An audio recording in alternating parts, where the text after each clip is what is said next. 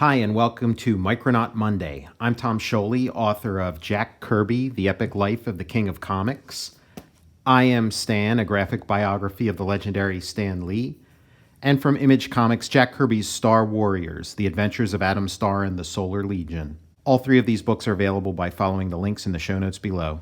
They came from inner space, the Micronauts, issue 12, Blood Feud. This is the final issue of the Micronauts. Now, the Micronauts ran for many, many issues, and then even after it ended, there was also a second Micronauts series, Micronauts: The New Voyages. So, there's still many more Micronauts comics to come, but this really is the end of the grand Micronauts story that was begun in issue 1. It feels like a complete graphic novel, issues 1 through 12, and could very well have been that. Had they ended it here, I think it would have been remembered as, one of the great graphic novels of all time, a predecessor to, Watchmen or The Dark Knight Returns. But they had a hit on their hands. So even though, the original creative team of Bill Mantlo and Michael Golden had sort of told the story they'd set out to tell, and Michael Golden was leaving the series with this issue, if you got a hit, you kind of have to keep it going.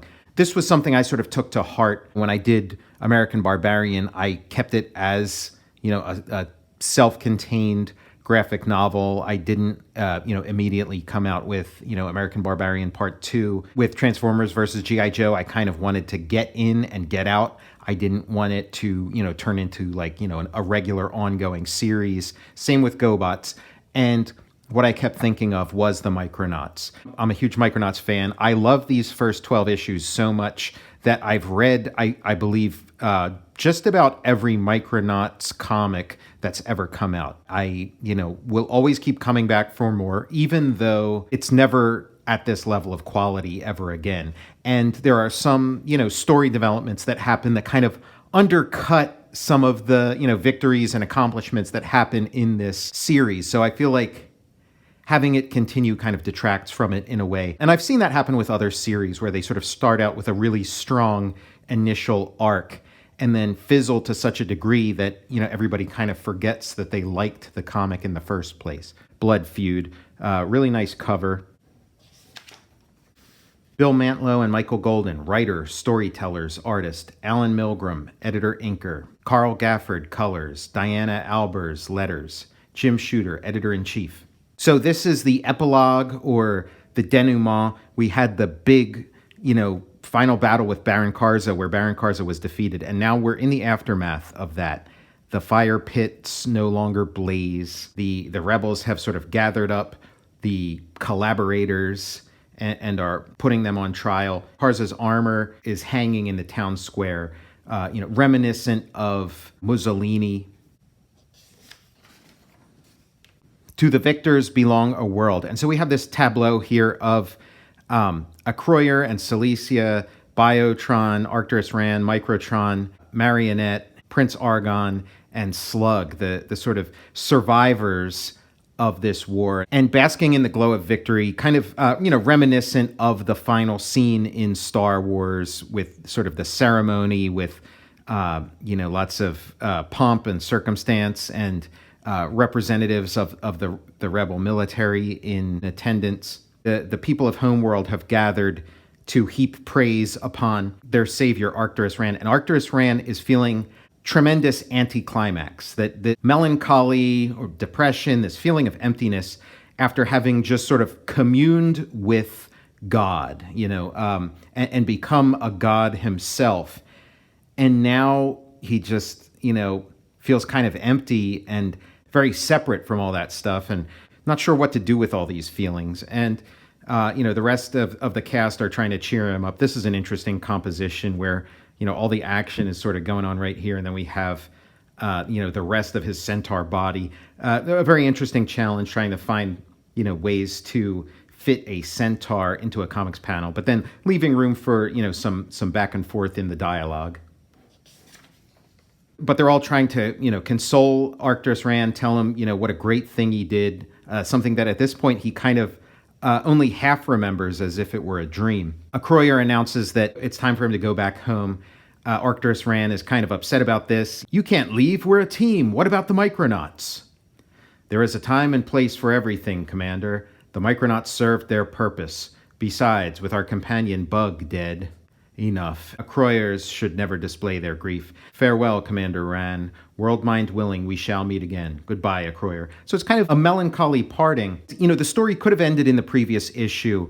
The fact that we get this extended epilogue and denouement is really rare in comics, and it's beautiful. Like it really, the story is just that much better as a result. So the Acroyer leave Homeworld in their fleet. This was the first Arcturus Ran had heard of Bug dying, and so Biotron reminds him of the story how Bug impaled a fuel pod from a Phobos unit with his spear, and the explosion vaporized him. Argon and Slug seem like, they're ready to get a room. They are very much in love. And Arcturus Ran doesn't seem to know how to feel about his new exalted status. And now that the adventure's over, he's won, he's gotten everything he wanted, and he's not any happier as a result. "I felt no joy in seeing Karza slain, despite the fact that he slew my parents and despoiled Homeworld. I was merely the tool of the Enigma Force, a force I somehow gave birth to in my 1,000-year sojourn through the microverse, a force that allowed me to merge with it, to become part of a vaster universal consciousness for all too brief a time. And now that it's withdrawn, I feel like a man who's lost his soul."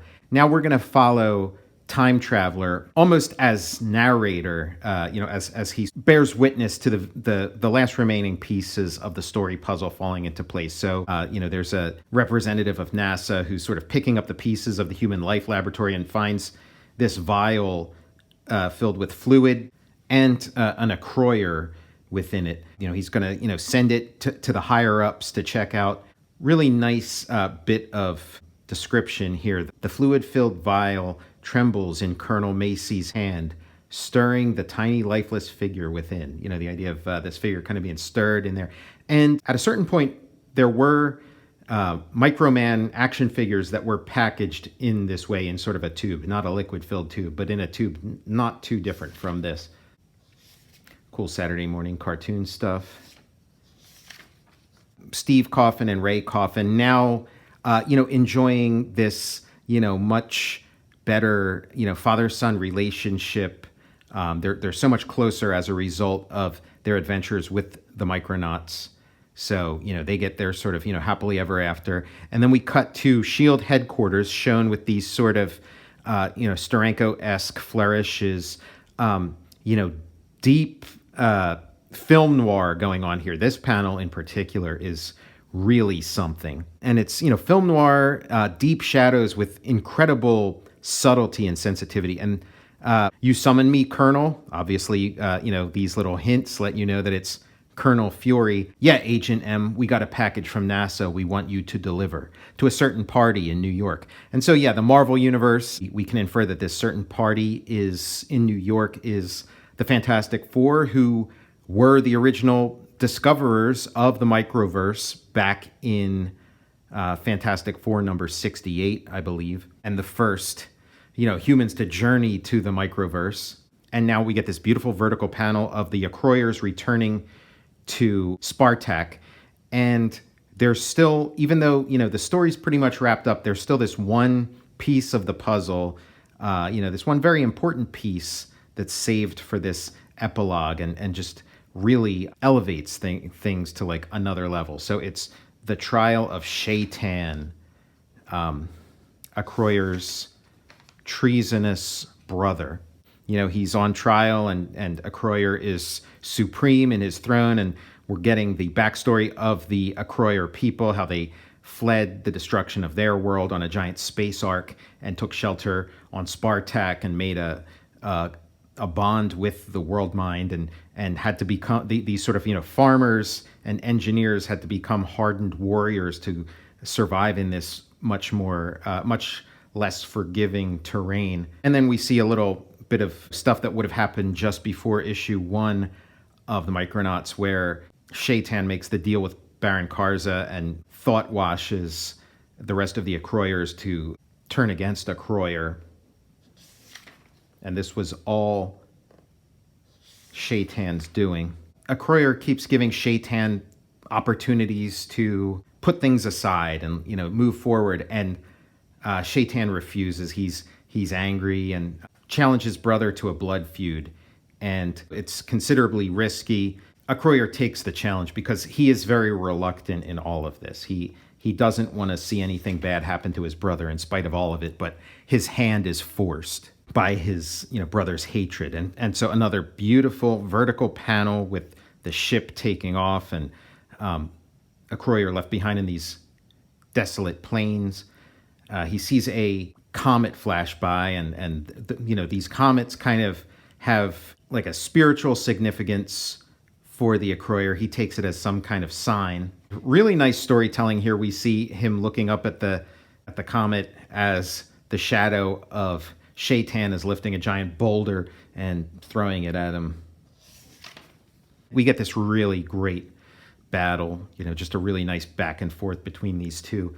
We get to kind of luxuriate in the combat a little bit. It's really nice. It's it's like a lightsaber duel or something in one of the Star Wars movies, but it just it's really nice, and they get to air all their grievances, and it's just staged very nicely. And Acroyer tries to give his brother a break wherever he can, and his brother does every cheap shot he can and views Acroyer's mercy as weakness, that his time among the Micronauts has changed him and made him less of an Acroyer warrior and into more of a Micronaut, sort of a soft-hearted weakling. And Shaitan is ready to take advantage of this, and as Acroyer is at Shaitan's mercy, he reaches for a sword, and to his everlasting regret, he grasps his brother's energy sword. "Now, brother, let there be an end to..." No, Shaitan lunged forward. "I only meant to parry his blow." "So, brother, you still know how to kill?" "Such was not my intention, brother, or my desire." "Bah, you are no longer a true Acroyer, to regret the death of a foe. I die with no regrets, however, for I go to my grave with my hatred of you intact." "Shaitan, my words fall on deaf ears. He is gone. Are you satisfied now, you cold, unfeeling world? Brother has killed brother. Justice has been won by the sword. By the holy rock, how I have come to despise your justice."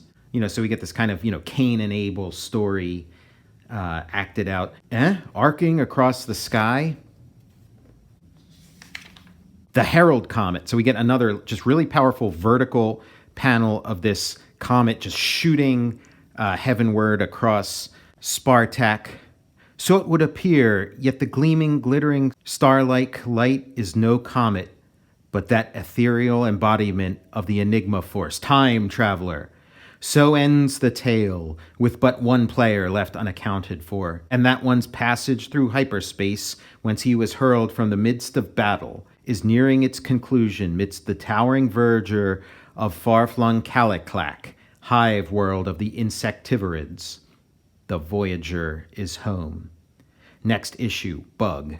That's a really, beautiful ending, little, icing on the cake, that this beloved character Bug, who we thought died 2 issues ago, actually, was just sort of, teleported, not incinerated, and just happy to see him back. And he gets something of a homecoming. He gets flung back to his home world, just tied up nicely with a bow. Just a really, really fun ending to a great series.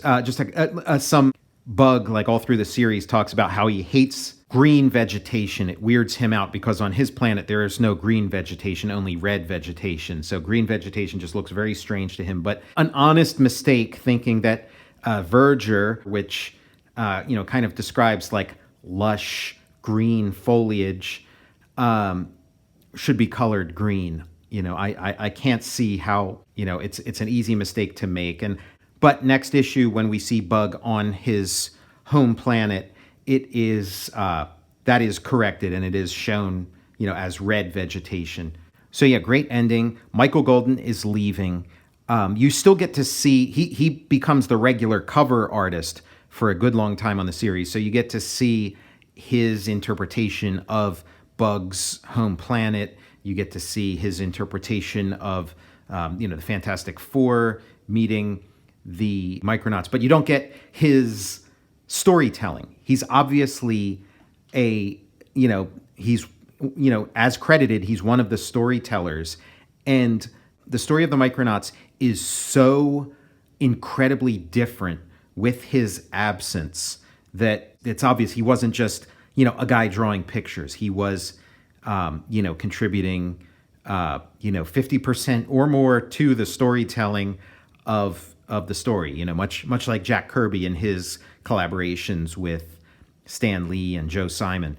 Michael Golden's a great artist, and this is, my favorite of his, my favorite body of work of his. These 12 make just like a really nice statement, one for the ages, one of my all-time favorite graphic novels, comic book runs, whatever you want to call it, one of my all-time favorites, something that I sort of look to as, for comparison when I'm working on things. It was very much in mind when I was working on American Barbarian, when I was working on Transformers versus G.I. Joe, when I was working on GoBots. I wanted to do something that hit the mark the way Micronauts did. I'm Tom Scioli, author of Jack Kirby, The Epic Life of the King of Comics. I Am Stan, a graphic biography of the legendary Stan Lee. And from Image Comics, Jack Kirby's Star Warriors, The Adventures of Adam Starr and the Solar Legion. All three of those books are available by following the links in the show notes below. I'll see you next time for Micronaut Monday.